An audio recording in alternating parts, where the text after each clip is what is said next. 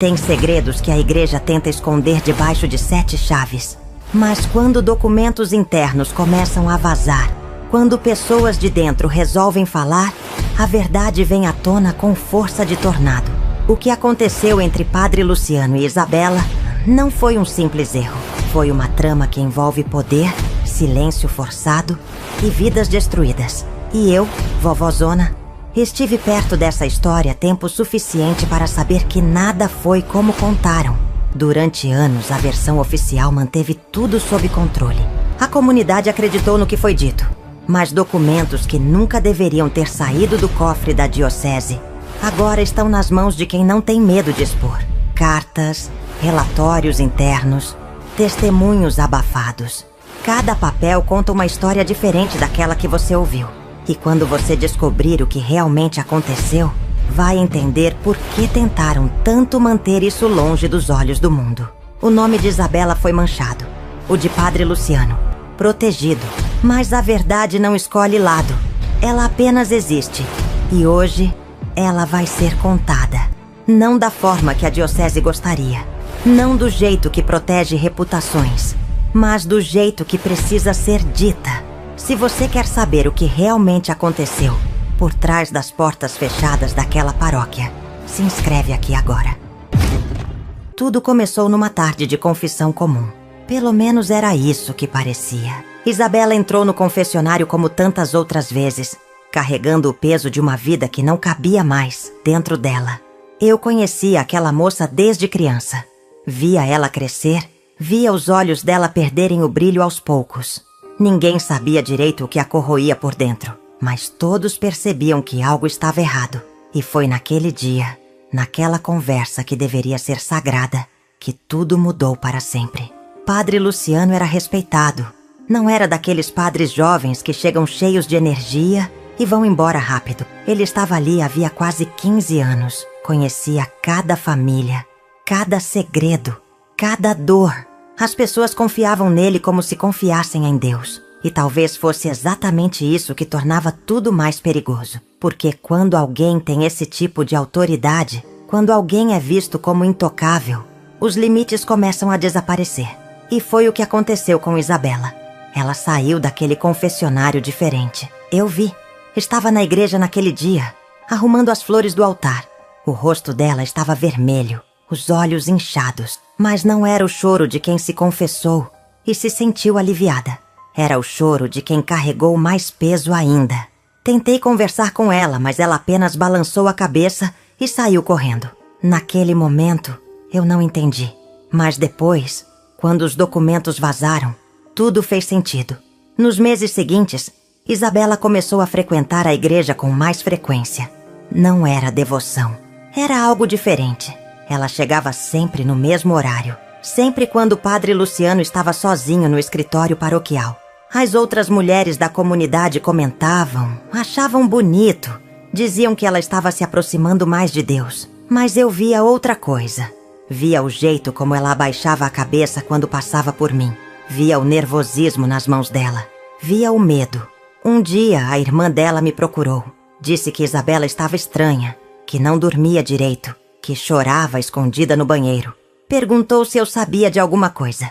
Eu não sabia, mas desconfiei. Porque quando uma moça muda tanto, quando ela começa a se fechar para o mundo e se apegar a uma única pessoa, especialmente se essa pessoa tem poder sobre ela, alguma coisa está muito errada. Só que ninguém queria acreditar.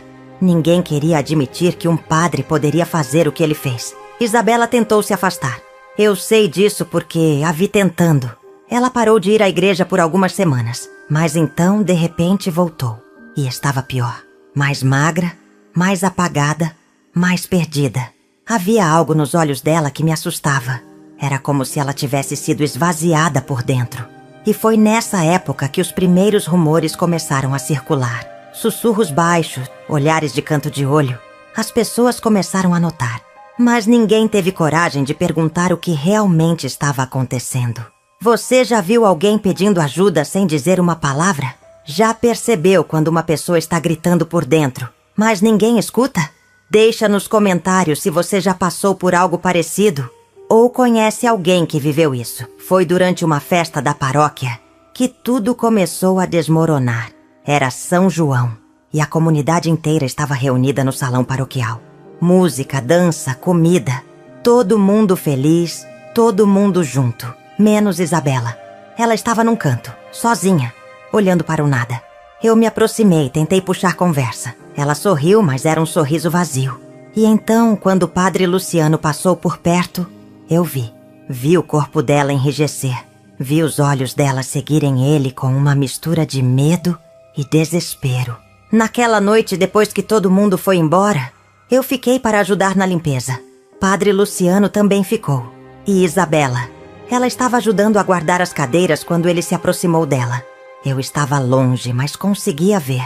Ele falou alguma coisa no ouvido dela. Ela balançou a cabeça. Afastou-se. Ele seguiu. Foi quando eu percebi que precisava fazer alguma coisa. Me aproximei, interrompi a conversa. Padre Luciano me olhou com aquele sorriso calmo dele, como se nada estivesse acontecendo. Mas Isabela saiu correndo. Nos dias seguintes tentei falar com ela, mas ela me evitava. Toda vez que eu chegava perto, ela arrumava uma desculpa e ia embora. Até que um dia ela me mandou um bilhete, simples, escrito à mão. Dizia apenas: "Vovózona, preciso de ajuda, mas não posso falar aqui. Marcamos de nos encontrar longe da igreja, num café na cidade vizinha." E foi lá que ela me contou tudo. Isabela estava tremendo quando começou a falar. Disse que no dia daquela confissão, Padre Luciano não apenas ouviu seus pecados, ele a manipulou. Disse que ela era especial, que Deus tinha planos únicos para ela, que ele poderia ser o instrumento dessa bênção. No começo, ela acreditou. Acreditou que aquilo era algo espiritual, algo sagrado. Mas aos poucos, as conversas foram mudando, foram se tornando mais íntimas, mais invasivas. E quando ela tentou se afastar, ele usou a culpa contra ela. Ele dizia que ela estava sendo testada por Deus, que se ela o rejeitasse, estaria rejeitando a própria vontade divina. Usava versículos bíblicos distorcidos, usava a autoridade que tinha, usava o medo que ela sentia de ser condenada. Isabela estava presa. Não conseguia contar para ninguém porque tinha vergonha, porque achava que ninguém acreditaria nela, porque tinha medo do que poderia acontecer. E Padre Luciano sabia disso. Ele sabia exatamente o poder que tinha sobre ela. Quando ela terminou de contar, eu estava com lágrimas nos olhos. Não de tristeza apenas, de raiva. Raiva de ver uma moça tão jovem, tão pura, sendo destruída por alguém que deveria protegê-la. Prometi a ela que faria alguma coisa, mas ela me implorou para não falar nada. Disse que se alguém descobrisse, ela seria julgada, seria exposta, seria destruída. E o pior, ela achava que ninguém acreditaria nela contra um padre tão respeitado. E infelizmente ela tinha razão. Você acredita que alguém pode usar a fé como arma? Já viu situações onde a autoridade religiosa foi usada para manipular? Comenta aqui embaixo o que você pensa sobre isso. Mas eu não conseguia ficar quieta. Não com o que eu sabia. Comecei a observar mais. Comecei a prestar atenção nos detalhes que antes passavam despercebidos. E descobri que Isabela não era a única. Havia outras moças na comunidade que também pareciam ter uma relação estranha com Padre Luciano. Não eram muitas, mas eram o suficiente para formar um padrão. Todas jovens, todas vulneráveis, todas buscando orientação espiritual. E todas, de alguma forma, mudadas depois do contato próximo com ele. Conversei discretamente com algumas mães. Nenhuma delas queria admitir que algo estava errado. Mas eu via nos olhos delas a mesma preocupação que eu sentia. Uma delas me contou que a filha tinha parado de dormir direito, depois de começar os encontros de aconselhamento espiritual com o padre. Outra disse que a filha tinha desenvolvido crises de ansiedade. Mas nenhuma delas conectava esses problemas ao padre. Porque como duvidar de um homem de Deus? Como acusar alguém que dedica a vida a servir a comunidade? Foi então que decidi investigar por conta própria. Comecei a fazer perguntas discretas, a juntar informações, e descobri algo que me deixou gelada. Padre Luciano tinha um histórico. Antes de vir para nossa paróquia, Ele tinha sido transferido de outra cidade. A razão oficial era que ele estava sendo promovido, que merecia uma comunidade maior. Mas quando eu conversei com pessoas de lá, descobri a verdade. Ele tinha sido transferido às pressas, depois que uma família fez denúncias contra ele. As denúncias nunca foram para frente. A diocese abafou tudo. Ofereceu dinheiro à família em troca do silêncio. Transferiu o padre Luciano para nossa cidade, onde ninguém sabia de nada, onde ele poderia recomeçar com a ficha limpa. E foi exatamente o que ele fez. Chegou aqui como um padre exemplar, conquistou a confiança de todos e continuou fazendo o que sempre fez, porque sabia que estava protegido, porque sabia que a instituição estava do lado dele, não das vítimas. Quando descobri isso, mostrei para Isabela. Ela chorou. Chorou porque percebeu que não estava sozinha, que não era culpa dela, que tudo aquilo era parte de um sistema que protegia o abusador e silenciava as vítimas. Mas, ao mesmo tempo, ela sentiu um alívio, porque agora ela tinha provas. Tinha um histórico, tinha algo concreto para mostrar que não estava inventando nada. E foi aí que decidimos que precisávamos fazer alguma coisa. Mas fazer o quê? Denunciar para a diocese era inútil. Eles já tinham abafado uma vez. Denunciar para a polícia? Isabela tinha medo. Medo da exposição, medo de não ser acreditada, medo de ser julgada pela comunidade. Eu entendia o medo dela, porque, infelizmente, em situações assim, quem sofre é sempre a vítima. Ela que é questionada, ela que é desacreditada, ela que carrega a culpa, enquanto o abusador continua livre, protegido, intocado. Você já se sentiu impotente diante de uma injustiça? Já soube de algo errado, mas não sabia como agir? Conta aqui nos comentários como você lidaria com uma situação assim.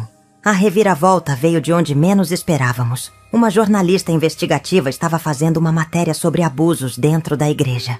Ela tinha ouvido rumores sobre nossa paróquia e veio até a cidade fazer perguntas. Quando soube disso, procurei ela imediatamente.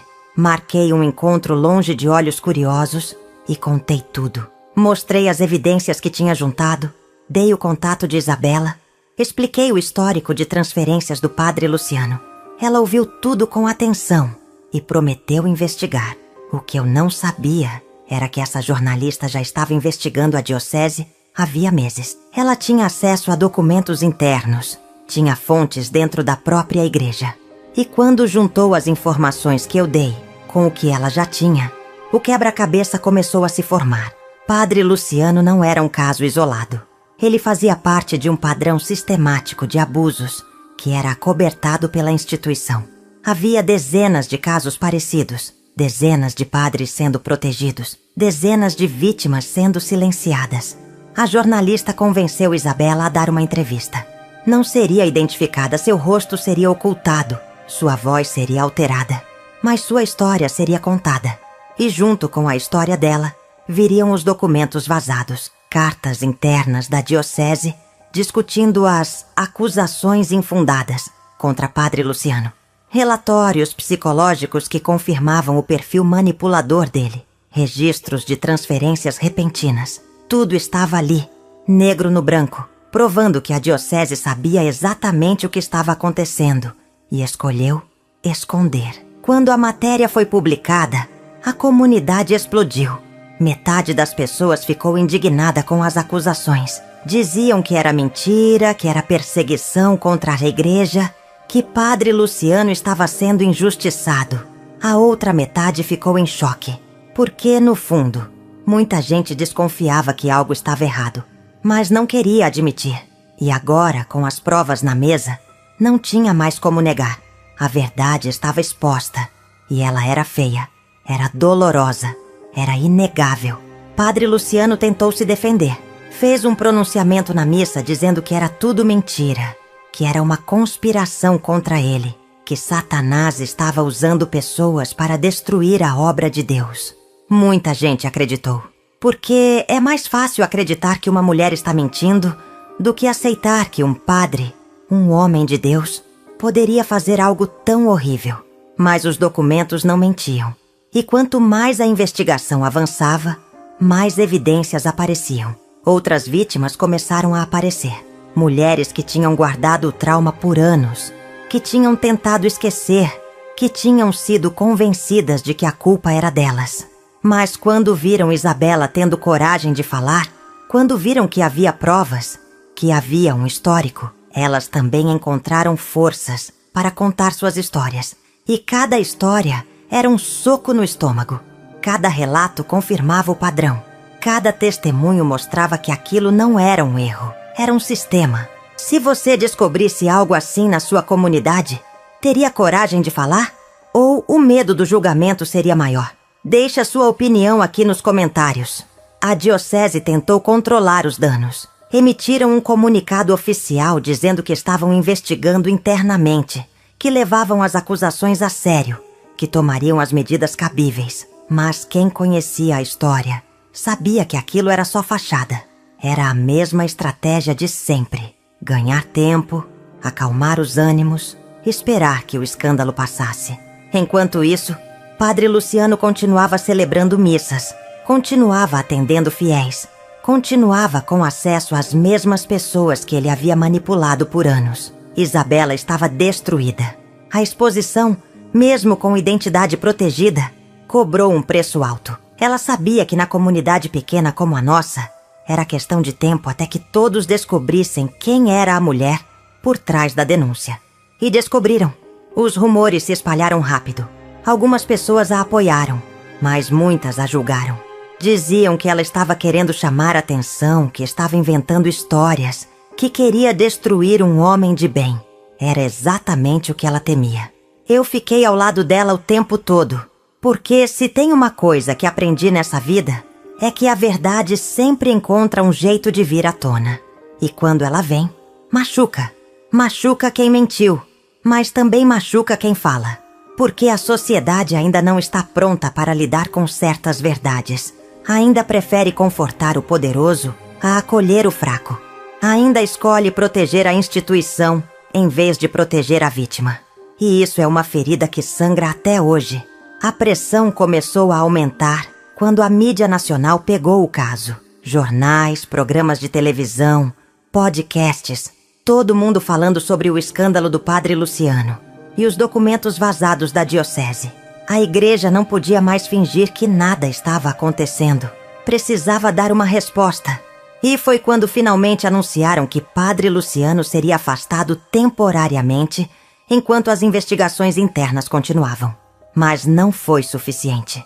As pessoas queriam justiça de verdade, não apenas um afastamento temporário. Foi então que a polícia entrou em ação. Com a pressão pública e as evidências apresentadas pela jornalista, não tinha mais como ignorar. Abriram uma investigação criminal. Padre Luciano foi chamado para depor. E foi naquele depoimento que ele finalmente começou a rachar. Sob pressão, sem a proteção confortável da batina e do altar, ele não era mais o homem seguro e autoritário de sempre. Era só um homem assustado, tentando salvar a própria pele. E quanto mais ele falava, mais ele se incriminava. As outras vítimas também prestaram depoimento, cada uma contando sua história, cada uma acrescentando mais peças ao quebra-cabeça. E juntas, elas formaram um caso sólido. Não era mais sobre acreditar ou não acreditar. Era sobre evidências. Era sobre padrões de comportamento. Era sobre um sistema que falhou em proteger as pessoas que deveria cuidar. E pela primeira vez, parecia que a justiça poderia de fato ser feita. Você acha que instituições religiosas deveriam ter mais transparência nesses casos? Comenta aqui embaixo o que você pensa sobre responsabilização. Os documentos vazados foram o golpe final. Não eram apenas cartas e relatórios. Eram anos de correspondências internas mostrando que a diocese tinha pleno conhecimento do que estava acontecendo. Havia e-mails onde bispos discutiam como gerenciar a situação de Padre Luciano. Havia recomendações de psicólogos alertando sobre o perfil manipulador dele. Havia até registros de pagamentos feitos a famílias em troca de silêncio. Tudo documentado, tudo arquivado, tudo escondido, até que alguém de dentro decidiu que não podia mais ser cúmplice. Nunca descobrimos quem vazou os documentos. Alguns dizem que foi um funcionário da diocese com a consciência pesada. Outros acreditam que foi um padre que não aguentava mais ver a instituição protegendo abusadores. Não importa quem foi. O que importa é que essa pessoa teve coragem de fazer o que era certo, mesmo sabendo que poderia sofrer consequências graves. Porque vazar documentos da igreja não é brincadeira. É arriscar tudo. É se colocar contra uma das instituições mais poderosas do mundo. A defesa de Padre Luciano tentou argumentar que os documentos eram falsos, que tinham sido manipulados, que era tudo parte de uma conspiração. Mas perícia confirmou a autenticidade. Confirmou as assinaturas, confirmou as datas, confirmou que tudo aquilo era real. E quanto mais eles tentavam negar, mais ridículos ficavam. Porque as evidências eram tantas, tão claras, tão irrefutáveis, que não havia mais como sustentar a mentira. A comunidade estava dividida. Havia quem ainda defendia Padre Luciano, quem acreditava que ele era vítima de uma injustiça. Mas a cada novo documento que vinha à tona, esse grupo ficava menor. Porque é difícil manter a cegueira quando a verdade está estampada na sua frente. É difícil continuar defendendo alguém quando você vê, escrito por autoridades da própria igreja, que aquela pessoa é um problema conhecido, um risco documentado, uma ameaça que foi conscientemente transferida para sua comunidade. Isabela começou a se recuperar aos poucos. Não que o trauma tivesse desaparecido. Traumas assim não desaparecem. Mas ela encontrou força, na verdade. Encontrou alívio em saber que não estava sozinha, que não era culpa dela, que tinha feito a coisa certa ao falar.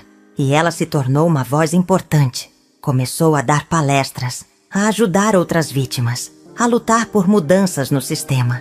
Transformou a dor em propósito. E isso, de alguma forma, trouxe um sentido para todo o sofrimento que ela passou. Outras paróquias começaram a olhar para dentro. Por que se aconteceu aqui? Se a diocese acobertou aqui, onde mais estava acontecendo? Quantos outros padres lucianos existiam por aí? Protegidos, transferidos, escondidos. As perguntas eram desconfortáveis, mas necessárias. E pela primeira vez, parecia que a igreja seria forçada a se enfrentar seus demônios internos, a limpar a casa, a colocar a proteção das pessoas acima da proteção da instituição. Você acredita que mudanças reais podem acontecer depois de escândalos assim? Ou acha que tudo volta a ser como antes? Deixa nos comentários o que você pensa. O julgamento foi um circo. Mídia por todos os lados, câmeras, jornalistas, curiosos. Dentro do tribunal, Padre Luciano sentado no banco dos réus. Não mais com a batina, mas com um terno simples. Ele parecia menor, diminuído, como se, sem os símbolos religiosos, ele fosse apenas um homem comum, enfrentando as consequências dos próprios atos. Do outro lado, Isabela e as outras vítimas corajosas, firmes, prontas para confrontar o homem que tinha destruído suas vidas. A promotoria apresentou tudo. Os documentos vazados, os depoimentos, as evidências do histórico de transferências. Mostrou o padrão, mostrou a manipulação, mostrou que aquilo não era um caso isolado, mas parte de um comportamento sistemático. Cada prova era um golpe, cada testemunho, uma confirmação. E quando as vítimas falaram, quando elas olharam Padre Luciano nos olhos e contaram o que ele tinha feito, a sala ficou em silêncio. Não tinha como negar mais, não tinha como esconder. A defesa tentou de tudo. Argumentou que as mulheres eram instáveis, que estavam buscando fama, que tinham segundas intenções. Tentou desacreditar cada uma delas, mas a estratégia não funcionou. Porque quando você tem evidências documentais, quando você tem um histórico comprovado, quando você tem múltiplas vítimas contando histórias consistentes, não tem advogado que consiga reverter. A verdade era maior do que qualquer narrativa que eles tentassem construir. Padre Luciano pegou o microfone para se defender. Ele negou tudo. Disse que era um servo de Deus sendo perseguido, que as acusações eram mentiras, que estava sendo crucificado injustamente. Usou linguagem religiosa. Tentou apelar para a emoção. Tentou se colocar como mártir. Mas suas palavras soavam vazias. Soavam como o que eram. A última tentativa desesperada de um homem acuado. E quando o juiz anunciou o veredicto, culpado em todas as acusações, ele desmoronou. A sentença foi pesada. Anos de prisão, perda dos direitos religiosos, indenizações às vítimas. Não ia trazer de volta o que elas perderam, não ia apagar o trauma, mas era justiça.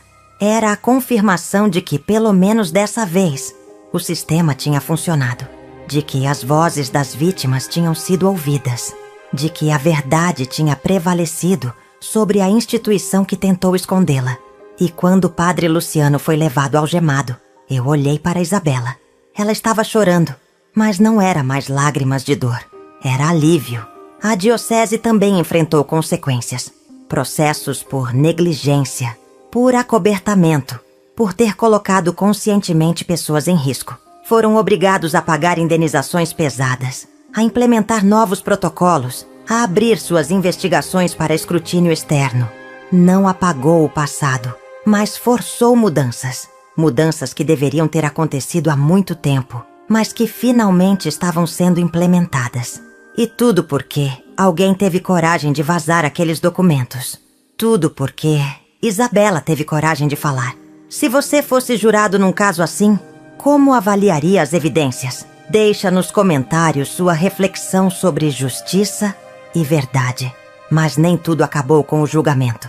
A comunidade ainda estava ferida, ainda estava dividida. Havia quem comemorava a condenação, quem sentia que finalmente a justiça tinha sido feita. Mas havia também quem se sentia traído, quem tinha dificuldade em aceitar que o padre que eles admiravam por tantos anos era, na verdade, um predador. Essas pessoas precisavam de tempo, precisavam processar, precisavam entender que amar a fé não significa defender o indefensável. A igreja ficou vazia por um tempo. As pessoas tinham medo de voltar, tinham nojo de pisar naquele lugar onde tantos abusos aconteceram. Mas aos poucos, com um novo padre, com novas lideranças, com transparência e conversa franca sobre o que aconteceu, a comunidade começou a se reconstruir. Não era mais a mesma comunidade. Nunca seria. Mas talvez fosse melhor assim. Menos ingênua, mais vigilante, mais disposta a questionar a autoridade quando necessário. Isabela continuou sua jornada de cura. Terapia, apoio de grupos de vítimas, muito trabalho interno. Ela me disse uma vez que nunca ia esquecer o que aconteceu, mas que tinha aprendido a viver com isso, que tinha transformado a dor em força, e que se a história dela serviu para impedir que outras pessoas passassem pelo mesmo, então valeu a pena. Valeu cada lágrima, cada noite de insônia, cada momento de medo, porque ela salvou outras vidas ao salvar a própria. Eu olho para trás e penso em tudo o que aconteceu. Penso em como quase deixei passar, em como quase acreditei que não era problema meu. Mas era, porque quando vemos injustiça e ficamos calados, nos tornamos parte do problema. Quando sabemos que algo está errado e escolhemos ignorar por conveniência, por medo, por achar que não vai fazer diferença, estamos permitindo que o mal continue. E isso é algo que carrego comigo até hoje. A responsabilidade de não ficar calada. Os documentos vazados mudaram tudo. Não apenas para Isabela. Não apenas para nossa comunidade. Mas para toda uma diocese. Forçaram uma conversa que muita gente não queria ter. Forçaram a igreja a olhar para seus erros. Para seu sistema falho. Para a forma como tinha protegido abusadores em detrimento das vítimas. E embora as mudanças sejam lentas, embora ainda haja muito a ser feito, pelo menos agora, a conversa está aberta. Pelo menos agora não dá mais para fingir que não existe problema.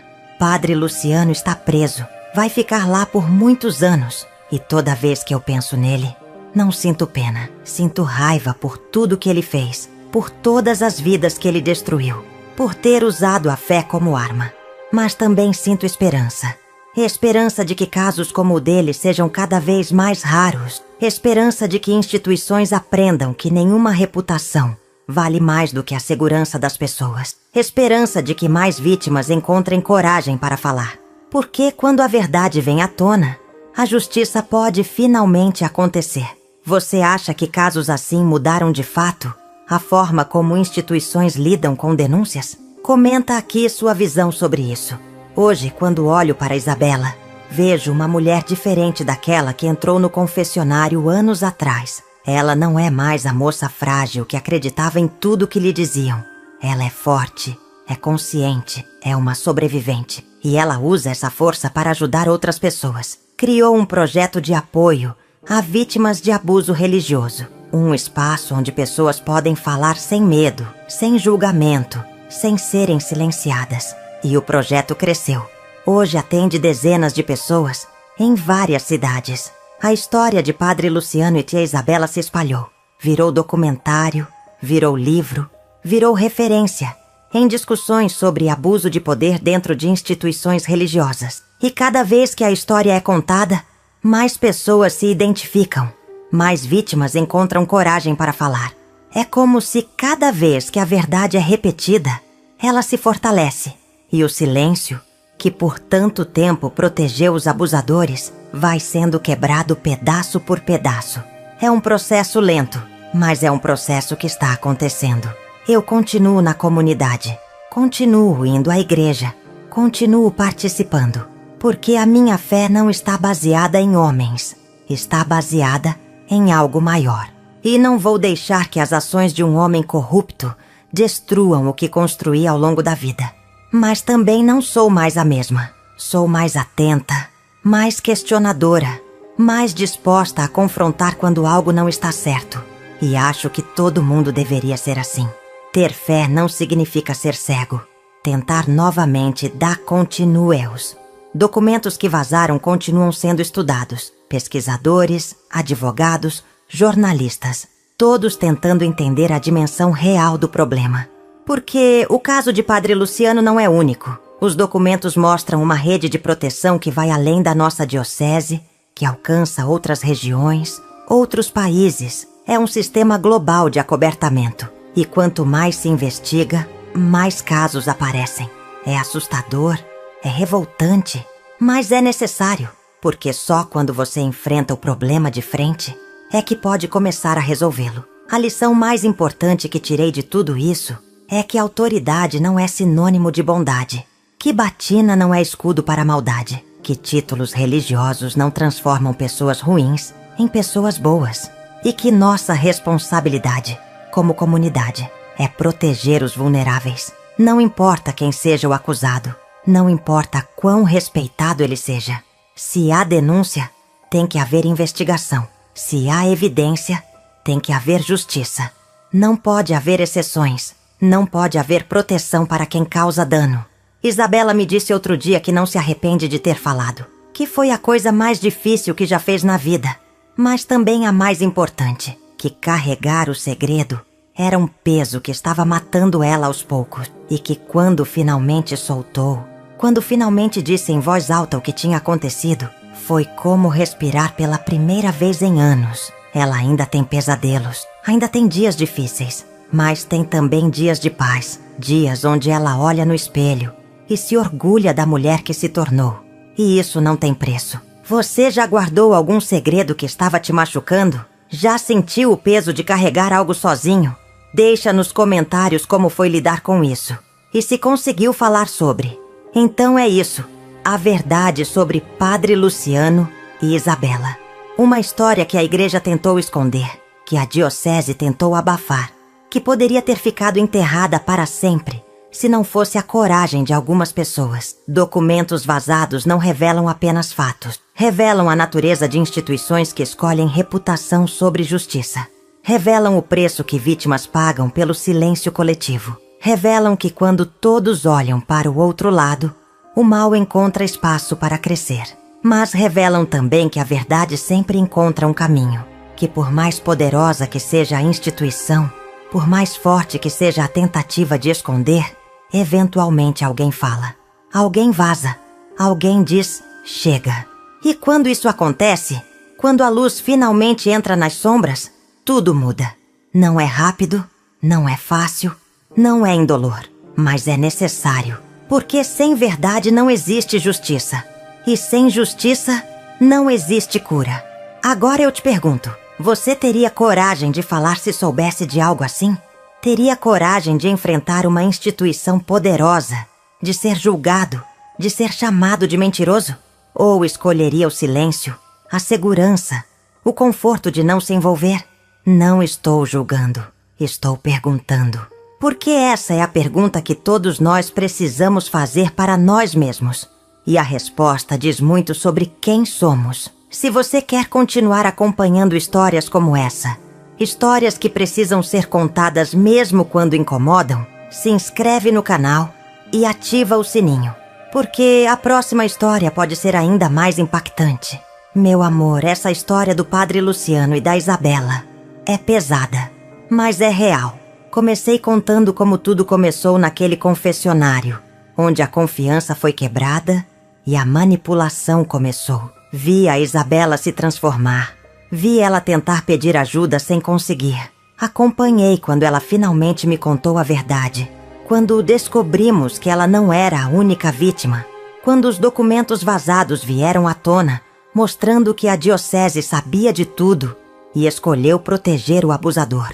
Passamos pelo momento em que a mídia pegou o caso, quando outras vítimas encontraram coragem para falar, quando a investigação criminal começou. Vimos o julgamento, a condenação, a justiça finalmente acontecendo e acompanhamos a cura, difícil e lenta, mas possível.